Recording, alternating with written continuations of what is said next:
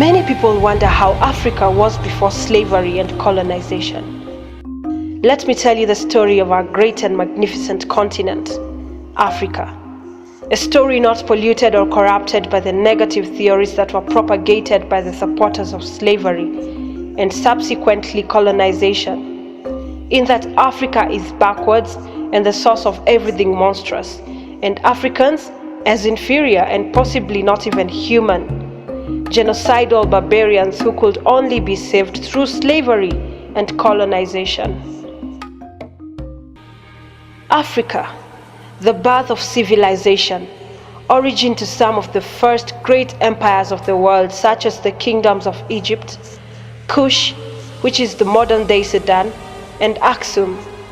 These are among Africa's first civilizations, which developed in response to the harsh environments such as deserts and jungles, which the populations found themselves in, and forced them to rely on ingenuity and creativity to control the production, trade, and the defense of important resources.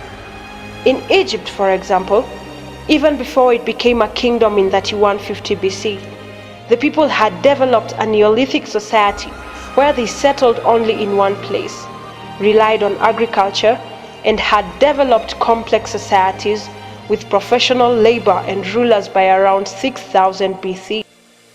They continued to develop further, resulting in inventions like writing around 3200 BC. The greatest library in the classical world was established in Alexandria of Egypt in 295 BC, and Egypt was the first civilization to devise a 365-day or 12-month calendar. The Egyptians were also very advanced in fields of mathematics, physics, and astronomy. The pyramids also show the Egyptians' prowess and expertise in architecture. This refutes the popular belief that the colonizers are the ones who brought civilization to Africa. It's evident that Africa had its own forms of commerce, art, science, medicines, innovations, and other measures of civilization long before colonization.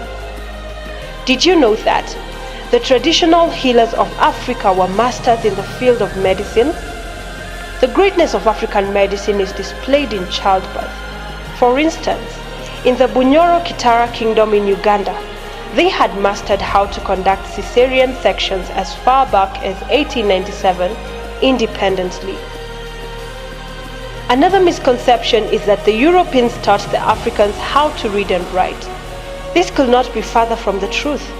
Africans in various parts of the continent were literate before the missionaries and colonizers came.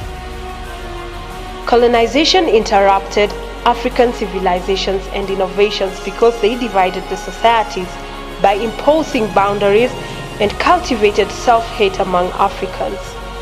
The colonizers also imposed their cultures, belief system, and education system. The education system has failed because it has not trained us for leadership, rather for administration. It hasn't really harnessed the potentials we have as a people. Colonization was justified under the pretext of modernizing the continent and saving its people from savagery and backwardness. But in real sense, the colonizers were motivated by socio-economic and political factors like the need to secure a source of raw materials to expand Europe's capitalist industrial revolution, and the power struggles and competition for preeminence in European power politics. The truth is that if Africa was left for Africans and not colonized, we would have built bigger and better enterprises than the Europeans made us to. In spite of this domination, Africans resisted and fought back, which eventually led to the independence of African states from the late 1950s. Despite of its dark and painful past, Africa is resilient and is rising. Africa is the youngest continent in the world with over 65% of its people under 25. Africa is beautiful, rich in natural resources. It is the world's largest producer of diamonds and gold. We have rich, diverse cultures across the continent. that tourists from all around the world come to see. Our sense of fashion is unique. Our carvings and art are coveted around the world. Our forests and wildlife attract tourists from all around the world.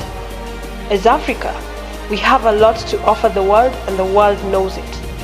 But do you? Even today, our resources continue to fuel economic growth in the West.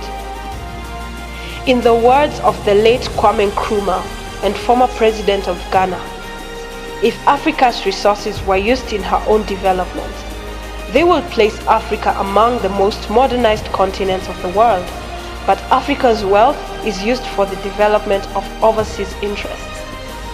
Our greatest resource as a continent is the young people, who, when trained to come up with solutions to the world's problems, from Africa to the world, can surely achieve incredible things. We only need to harness the full African potential that led to building empires like in Egypt, because within Africa lies lions that roar with triumph over any challenge set on their way, including a period of colonial interruption of progress.